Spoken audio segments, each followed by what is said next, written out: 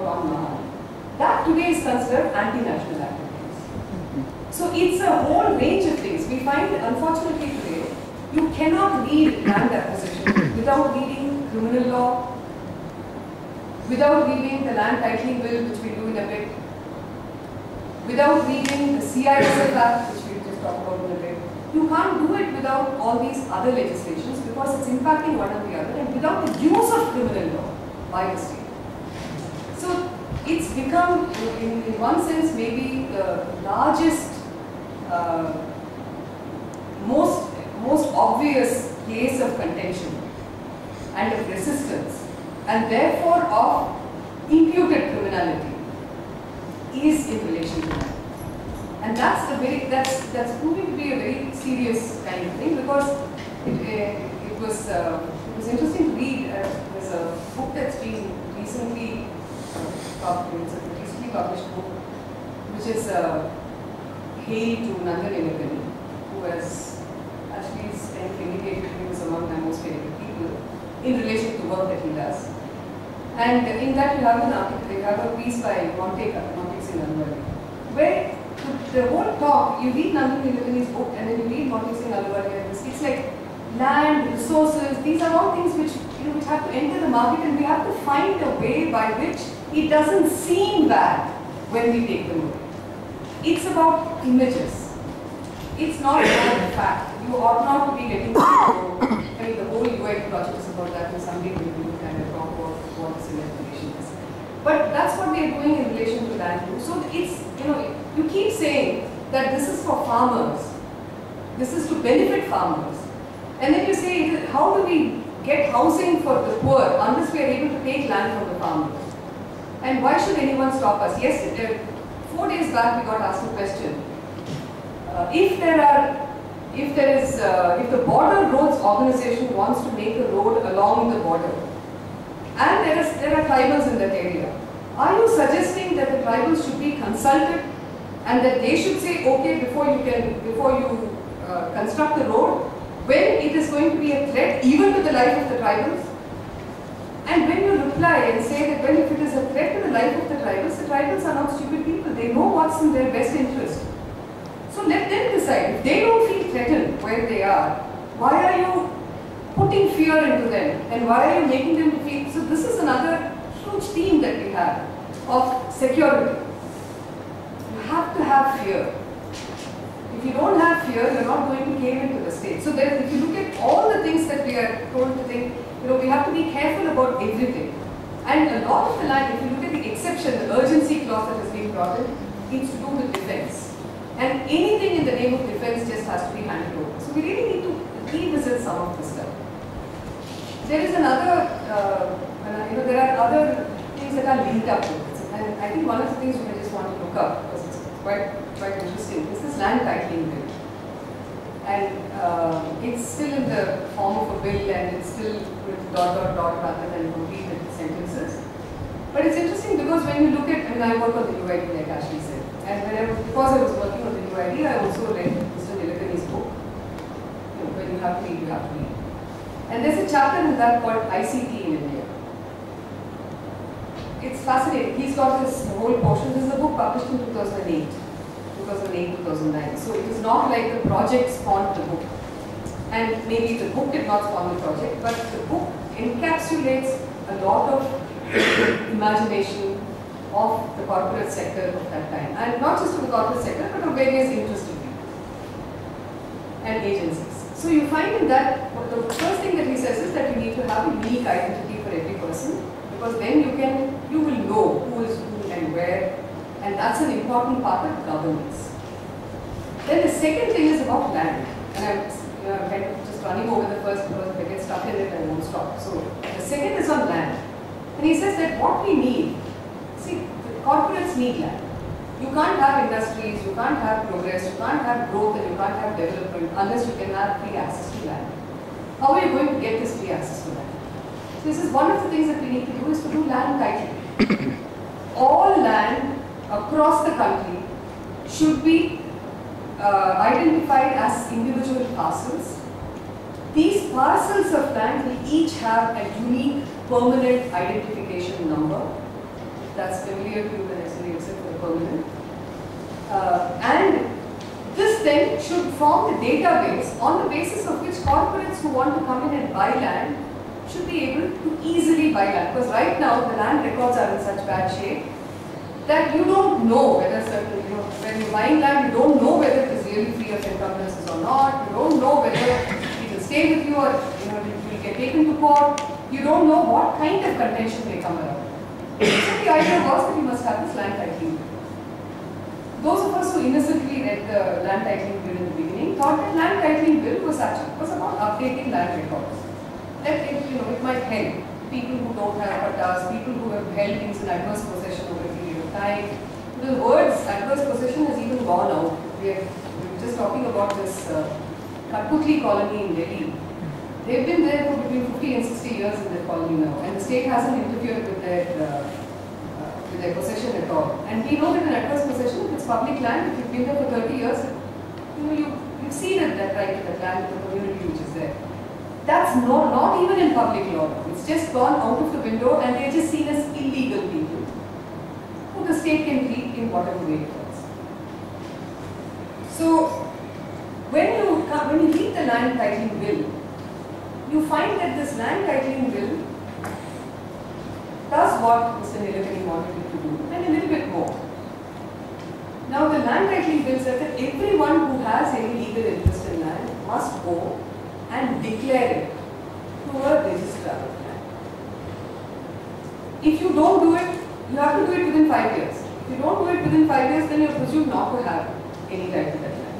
So you want land, you go and declare it to the state.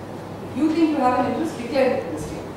The registrar will then do an investigation and figure out whether in fact that legal right is yours or not. And if they accept it, then you put it. And I'm saying he in all this because it's really cruel and violent. I'm not going to take it on as a rule. So the good places I'll tell you better than that. So you have, so then the registrar will then record it. If the registrar says that no, I don't accept your claim, there is one appeal to the district level, and that's it. After that, this is an administrative process. There's an ouster of court jurisdiction.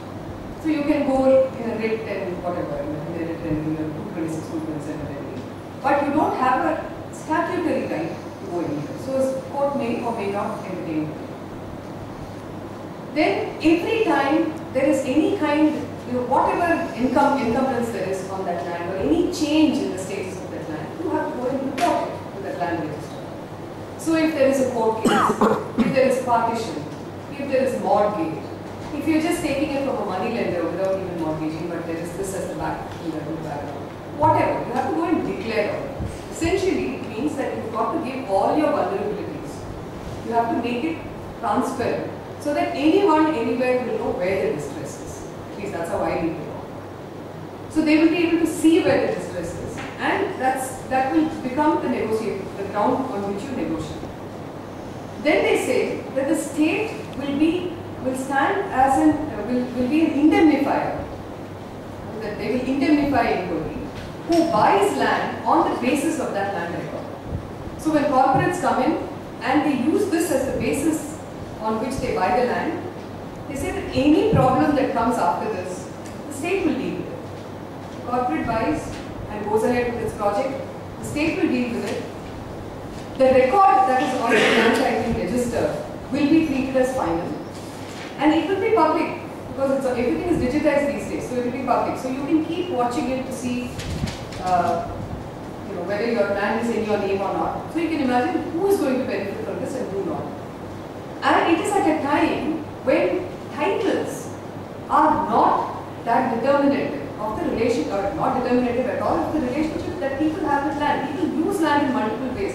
For instance, when I did a project with the ILI, in fact, on wasteland development, and we went to these places that were called wastelands, every part of it was under cultivation.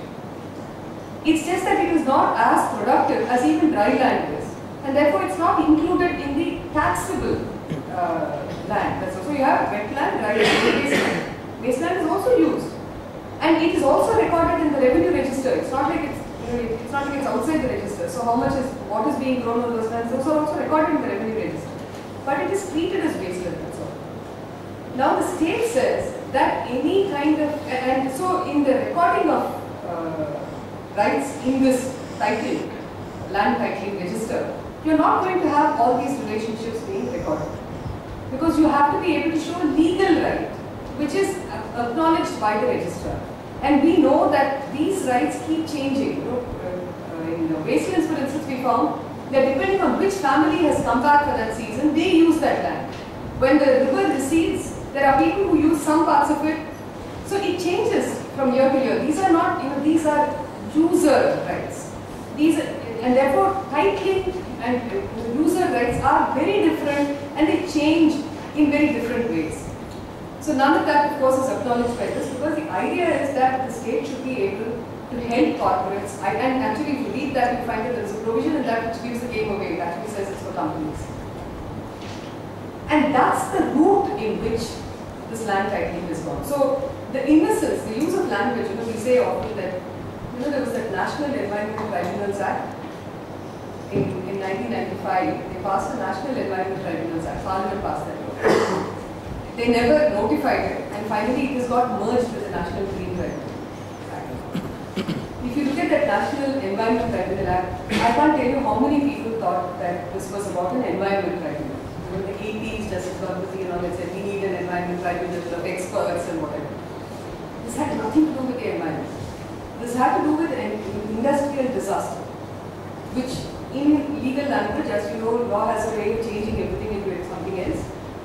Industrial disasters like the Bhopal gas disaster are today called accidents in the law. And that accident, when you have to pay compensation for that accident, this is a tribunal that is supposed to determine that compensation. It has nothing to do with the environment. Like we say, Forest Conservation Act has very little to do with conserving the forest. Forest Conservation Act is a law that says that it is not the state governments that are going to decide about diversion of forest for non-forest purposes. It will be the central government that will decide about diversion of forest for non-forest purposes. This is not about conservation. It's about a change of the locus of power in deciding about diversion. So in reading law, there are multiple fictions that come up in law. So this is one thing on the land titling bill, and I'll just move on to the next, but I can stop after that. And this is a law that I find particularly fascinating. See, all of us know, sociologists, lawyers, everybody knows that traumatic episodes produce various kinds of things. I mean, it produces various things. And when you look at the, like Bhopal produced its own spate of many things, good, bad, indifferent. Similarly, the 2008 invasion, the 26/11 invasion in Bombay. In December 2008, there was a meeting that was held under the aegis of FICCI. And it's very interesting to see how so many of these arrangements are done with FICCI, ASSOCHAM, private companies, security agencies, providing their inputs into what the state needs to do. And this was produced, this meeting that FICCI held was later produced as a report on national security and terrorism.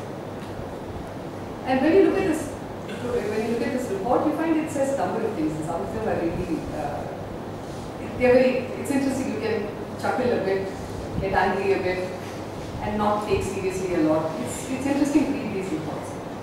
And I think there's better reading to do too, but occasionally when you feel like doing this, you can read a report of this nature.